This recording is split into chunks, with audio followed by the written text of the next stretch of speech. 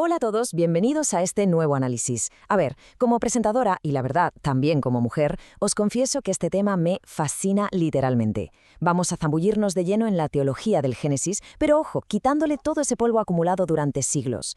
Nuestro objetivo aquí es ver de forma súper objetiva cómo las relecturas modernas y feministas están, rescatando este texto de unos sesgos históricos bastante asfixiantes. Porque claro, mucho de lo que queremos saber está filtrado por quienes lo interpretaron muchísimo tiempo después, ¿verdad?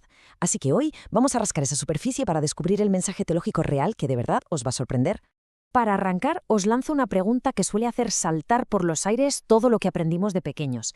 ¿Existen realmente dos relatos de creación distintos al principio de la Biblia?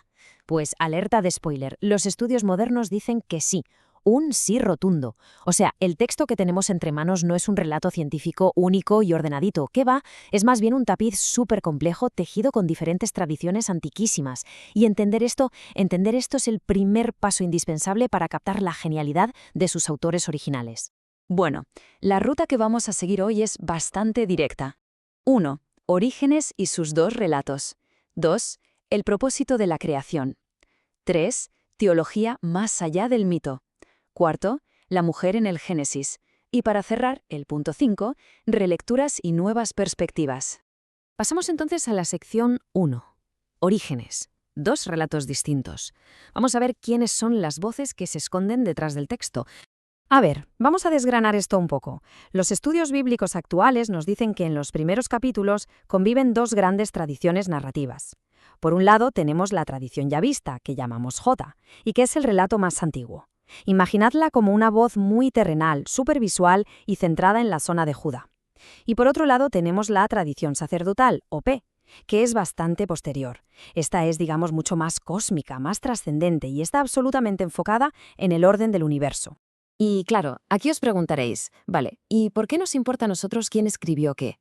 Pues porque conocer a estos autores y su época es literalmente como tener la piedra de Rosetta en las manos. Nos da las pistas vitales para rellenar los silencios del texto y entender qué querían decir exactamente a su sociedad. Sección 2. El propósito de la creación. Teniendo ya claro el tema de los autores, vamos a cambiar el foco hacia la verdadera intención, el porqué de estos relatos. Y aquí entra una palabra clave, etiología. Sí, ya sé que suena a concepto súper denso, pero pensad en ello como una narración que explica el por qué las cosas son como son. O sea, el autor sagrado no es un paleoantropólogo intentando dar una clase de ciencias, para nada. Es un teólogo usando este género para explicar cosas tan profundamente humanas como el origen del trabajo, del dolor o de la cultura misma. Porque claro, cuando le quitamos toda esa envoltura de cosmología antigua y popular, lo que nos quedan son enseñanzas teológicas increíbles. Nos habla de un creador único y providente. Nos dice que existe un orden que surge del caos y, lo más revolucionario para la época, otorga una dignidad y una distinción absolutamente única a la humanidad. Pasamos a la sección 3, teología más allá del mito, porque el Génesis, lógicamente, toma prestados muchos motivos de las culturas antiguas de su entorno, pero para transformarlos por completo. Un dato sociológico súper interesante es que el autor yavista escribió durante una época de gran bonanza económica. Y como tristemente suele pasar, este desarrollo económico trajo consigo una división del trabajo, que empezó a empujar a las mujeres fuera de la vida pública, relegándolas al ámbito privado. Y ojo, porque este contexto influyó muchísimo en la perspectiva desde la que se construyó la narración. Es crucial tenerlo en cuenta. Sección 4. La mujer en el Génesis. Esto nos lleva directamente a analizar cómo se ha retratado y sobre todo cómo se ha interpretado históricamente a las figuras femeninas en estos textos. Históricamente, las cosas como son. Estas interpretaciones se han usado como armas. Fijaos en este decreto de Graciano del año 1140. Utiliza una lectura súper negativa del Génesis para legitimar la subordinación de la mujer. Es el ejemplo perfecto de cómo una visión cultural puede imponer un silencio y una opresión tremendos durante siglos. Pero frente a esto, afortunadamente, ocurre un cambio de paradigma total cuando aplicamos una lente crítica moderna. Es lo que llamamos una lectura en clave de mujer. La idea no es inventar nada nuevo, sino rescatar a estas figuras del anonimato y del silencio. Se trata de hacerlas caminar al lado de los hombres hacia la tierra prometida, reconociendo la igualdad original. Llegamos a la sección 5, relecturas y nuevas perspectivas. Aquí es donde vamos a ver las implicaciones teológicas profundas de este cambio de mirada. Y aquí es donde viene el verdadero terremoto teológico. Tradicionalmente nos han vendido a una Eva que era el chivo expiatorio perfecto, la mujer frágil y fácilmente engañada. Pero la erudición moderna le da un giro espectacular. La identifica nada más y nada menos que como la iniciadora del proceso de humanización y de la cultura. Fijaos en este detalle del texto que a veces se nos escapa. Eva no cae en una trampa a ciegas, ella evalúa el fruto. Ve que es bueno para comer, que es un deleite para los ojos y, atención, deseable para alcanzar sabiduría.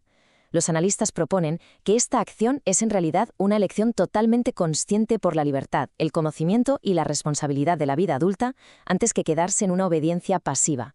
Menudo cambio, ¿verdad? Y este anhelo de libertad es tan fuerte que generó mitos culturales interesantísimos, como la leyenda de Lilith. Lilith simboliza precisamente ese deseo inmenso de rechazar las reglas sociales impuestas. Es como esa necesidad vital de saltar las tapias del paraíso para buscar el propio desarrollo personal. Pero la cosa no se queda solo en Eva. Si miramos más allá, a lo largo del Génesis encontramos a muchísimas mujeres, matriarcas, figuras como Dina o Tamar, que la ideología patriarcal de la época volvió prácticamente invisibles o juzgó con muchísima dureza. Sin embargo, y este es el punto clave, el texto de la tradición sacerdotal deja las cosas clarísimas desde el principio. Varón y mujer fueron creados simultáneamente, ambos a imagen de Dios. En ese plan divino original no hay ninguna jerarquía, no hay rastro de subordinación. Lo que hay es una equidad absoluta. Así que, para terminar, os dejo con esta reflexión.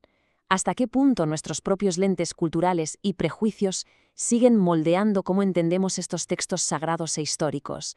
Acercarnos a ellos con una mirada limpia y crítica es, de hecho, la única forma de recuperar esa poderosa igualdad original.